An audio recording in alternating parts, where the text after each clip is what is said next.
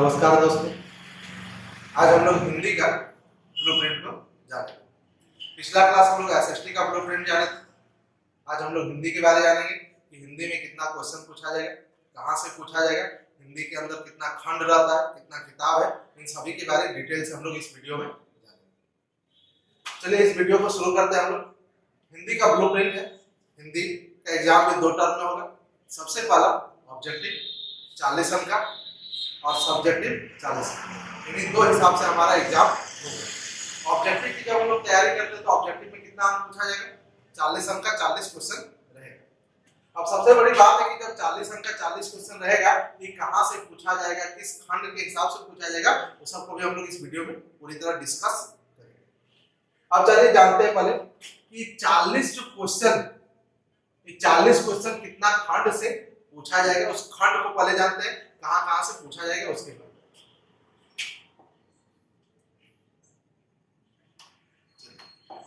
अब इस चीज को हम लोग आज जानते हैं। इस चीज के बारे में पहले डिस्कस कर लेते हैं कि क्वेश्चन कई रहेगा 40। कितना क्वेश्चन? 40 क्वेश्चन पूछा जाएगा। अब जो 40 क्वेश्चन पूछा जाएगा उसमें से सबसे पहला खंड है, जो सबसे पहला खंड है उस खंड के बारे में हम लोग जानते हैं। सबसे पहला खंड वह है जिसमें अपठित गद्यांश और काव्यांश पूछा जाए। अपठित गद्यांश और काव्यांश होता क्या है, जिसको आप लोग इंग्लिश में अनसीन पैसेज के नाम से जानते हैं, उसी को हम लोग हिंदी में अपठित गद्यांश के नाम से संबोधित करते हैं। तो अपठित गद्यांश और काव्यांश का जो हिस्सा है उसके बारे में हम लोग जान लेते हैं। पहले यहाँ से कितना क्वेश्चन पूछेगा, तो गद्यांश वाला जो हिस्सा है यहाँ से आपका रहेगा 4 क्वेश्चन, और काव्यांश का जो हिस्सा है वहां से भी कितना? 4 क्वेश्चन। तो 4 और 4 8 क्वेश्चन आपका पूछेगा। चलिए यहां तक डिस्कस कर लिए। सबसे पहला खंड को कितना क्वेश्चन पूछेगा? 8 क्वेश्चन। 2 हिस्सा में रहेगा, गद्यांश काव्यांश। गद्यांश से 4 क्वेश्चन, काव्यांश से भी 4 क्वेश्चन। अब आते हैं दूसरा खंड।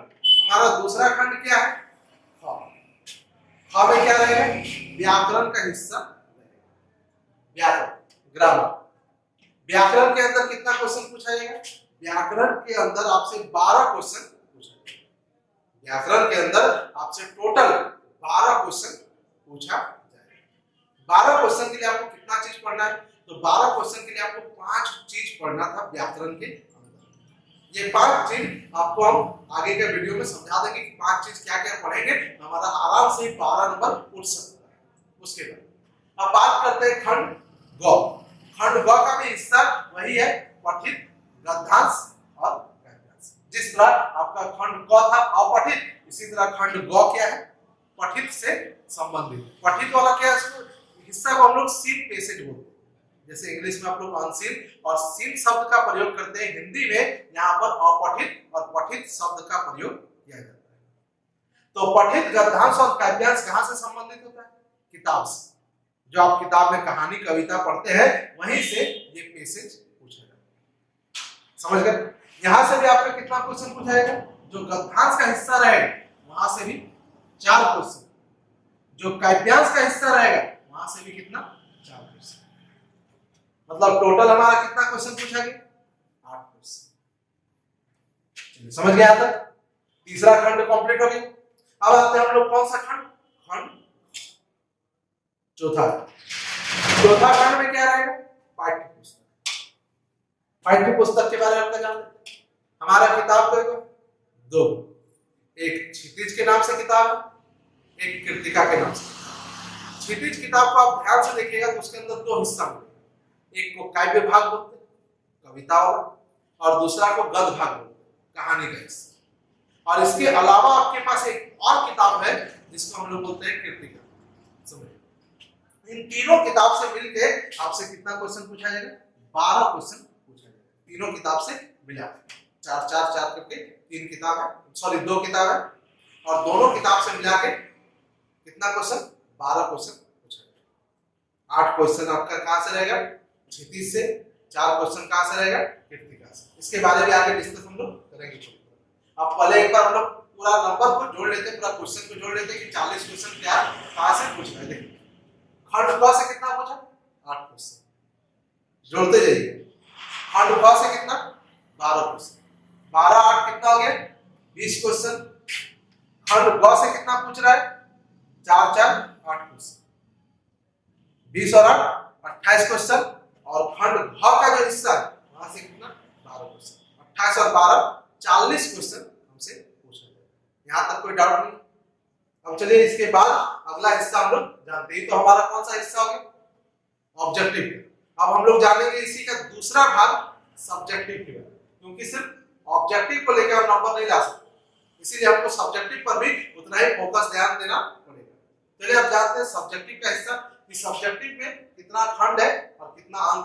तो आप भी जानते हैं कि सब्जेक्टिव में कितना रहेगा 40 अंक।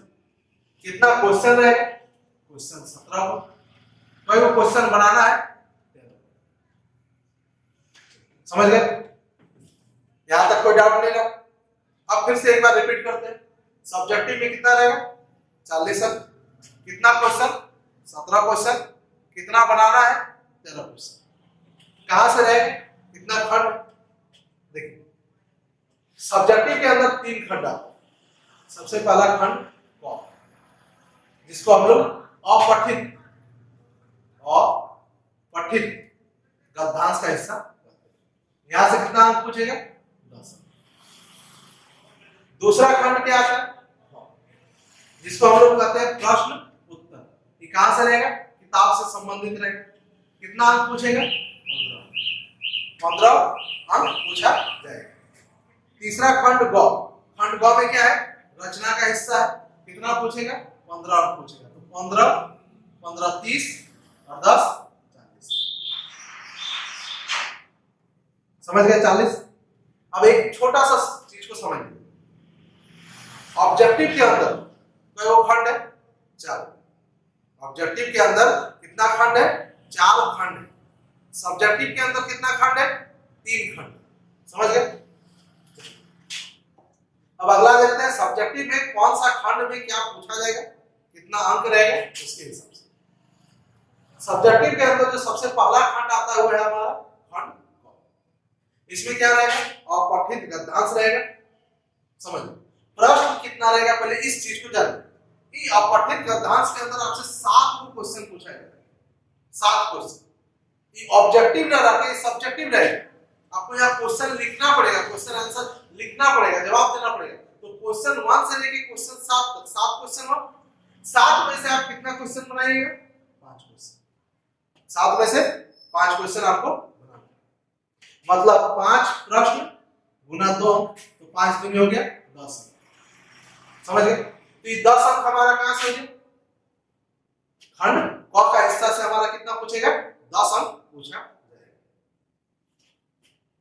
अब बात करते हैं कौन सा खंड दूसरा खंड। दूसरा खंड हमारा क्या है ख। दूसरा खंड ख में क्या रहेगा पाठ्य पुस्तक रहेगा। पाठ्य पुस्तक हमारे पास कोई है पाठ्य पुस्तक हमारे पास 2। कौन कौन सा पाठ्य पुस्तक लिखते हैं बोर्ड ध्यान से देखिए। सबसे पहला जो पाठ्य पुस्तक है उसका नाम है हमारा क्षितिज। पहला पाठ्य पुस्तक क्षितिज।